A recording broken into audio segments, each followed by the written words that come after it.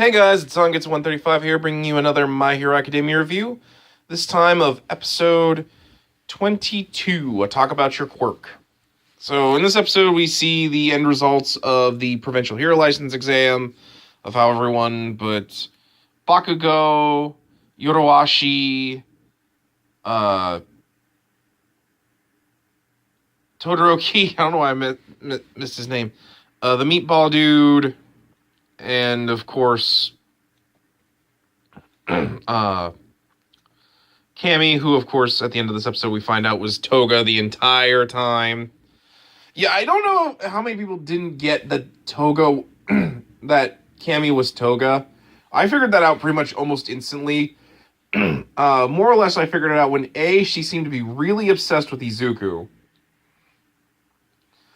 2, that when they were all separated, she zeroed in on Izuku, and C, she turned into Uraraka, who she had stolen blood from during the camp raid. That's how I kind of knew she was an imposter, or that, and the fact that she scratched Midoriya, like all that led me to believe that she was Toga pretty easily. Like, I can get if people didn't figure that out right off the bat, but like I called that so quickly. It was like, it was so obvious. And then she transforms back, and I knew. But like, basically they all don't pass. Cammy, of course, because she was not really there. She was knocked unconscious by a bad guy. Todoroki and Yodorashi for obvious reasons. The meatball dude because he was knocked out in the first. Actually, I don't think he can even go on to the training because he was knocked out the first round. Only those who made it to the second round, if they failed, can't pass. But now they'll have to take remedial courses, which I think is a separate arc. It's only like a small arc just because it's just them training to get their provincial hero license exams or licenses. We get a scene where everyone kind of tries to help Todoroki feel better, and I like the scenes. I actually like seeing the Todoroki and Bakugo, for being like the class's best students, still have stuff they falter at, and here it's because they're not like the other members of the class. They're not nearly as heroic. Like Todoroki's case, he let a personal grudge get in the way. And not only that, his own personal issues got in the way. In Bakugo's case, it's because he's, Bakugo. He has to learn to actually be like a hero to people, like to be a decent rescue hero and such, which is important.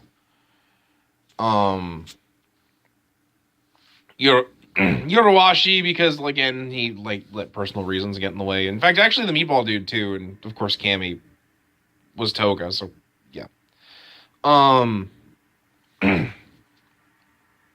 So and spoilers, Cammy is still alive. We meet her later. Apparently Toga just knocked her out like the day of the test. And we'll actually meet the real Cammy later on. So yeah, we get all that, and I really liked seeing like Midoriya actually do something that Todoroki and Bakugo couldn't do on their first try, to show why he's so good. He only passes it with a 71, but that's more because I think the grading was super harsh. Like, they talk about how Midoriya just stood around and stuff, and I'm like, To be fair, he's a very heavy thinker, so I feel it was kind of unfair. I feel like he should probably have gotten more closer to Ida's score, like an 80. But I mean, it's still cool that he passed, and I think it's good that they show them, especially because a lot of that was from the rescue stuff. I don't think they nearly as harshly graded the fight part as they did. You can see my commenter stuff right there. Sorry. Anyway, I don't think the ball portion was nearly as graded as hard. And like I said, this is mainly just showing like the results of the fight or the battle and where it leaves us. Then of course we get the scene between All Might and All for One, as basically All Might's trying to figure out if he knows what's going on with Tomoto Shigaraki, and why All for One's doing all he did, why he's um created a successor to himself, all that stuff.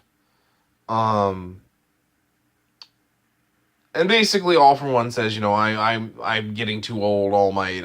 I've taken too much damage from like both fights, as well as just the constant struggle I've had against all the users of All for One. I'm passing on my lineage, much like you are, and I'm also trying to make a path so that Tomoda can take my ideals and make the world I want. More or less because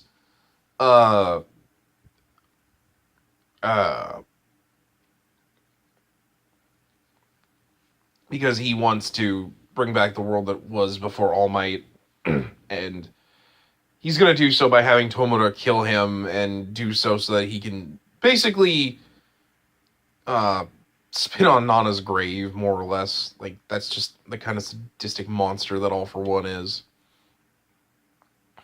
I mean, which makes him an interesting villain, but I will admit, like, he's doing a lot of this just because he wants to be, just because he's petty. I will admit I enjoyed the fact that he just smiled the whole time because he knew doing that would mess with All Might.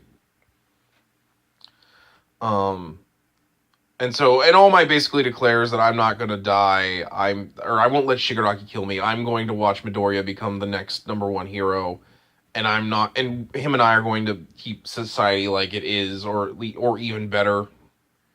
Because I think that's going to be something that Midoriya is going to have to eventually accept, that, like, even though All Might made a wonderful society, he's going to have to fix it.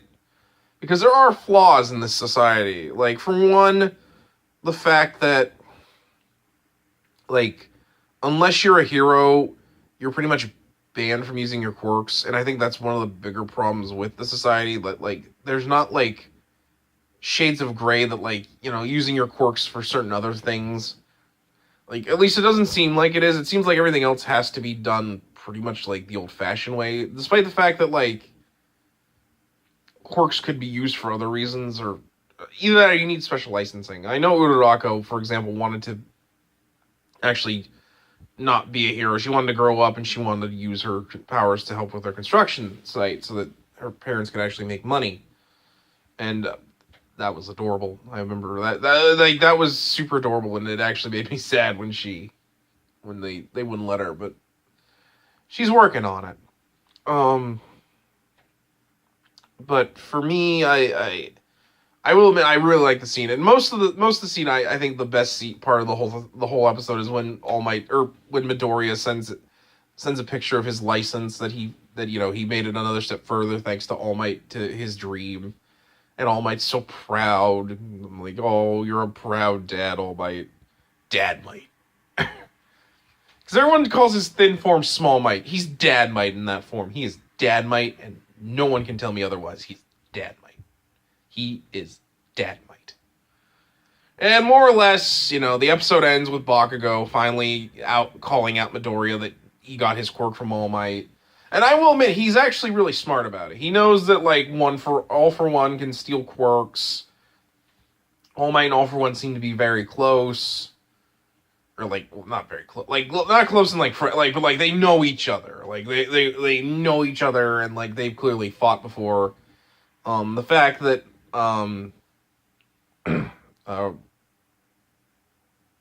Ragdoll.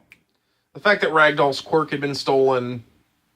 I don't know why I messed up her name, because I actually like the Wild Pussycats, but I couldn't think of her name. Had her quirk stolen, which I feel really weird they haven't shown the scene where, like, the wild Pussycats are comforting Ragdoll when she finds out she lost her quirk and can no longer be a hero.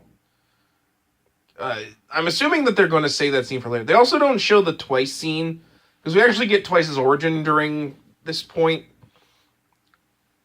But I'm assuming they're leaving it for, like, the last episode, because it will be a decent, like, lead into the next story arc, which I think they're gonna, which will be because I feel like they're, if nothing else, going to at least introduce some of the new characters we'll be getting in the next arc.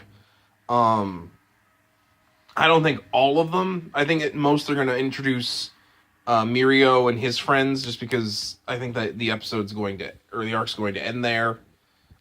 Just to give an idea of who these people are, and the fact that Midoriya is actually meeting the person that All Might wanted originally to be his successor. And we'll see how that goes. But yeah, I like the ending of this, where it basically sets up the fight between Midoriya and Bakugo. Deku versus Kachan Part 2. But yeah, really, this episode, I can't really much say more. It's fine. It's basically just a cool down episode from the Provincial Hero License exam, and a lead into the next episode. It's basically just kind of a cool down episode. I don't know what more I could say about it. I'll probably have more to say in the next episode, when they go into the fight between Bakugo and Midoriya, where Midoriya now has more skill and, has a quirk that he can use that won't damage him to the point where he can't move, unlike at the beginning of the series. And I'm looking forward to watching that be animated.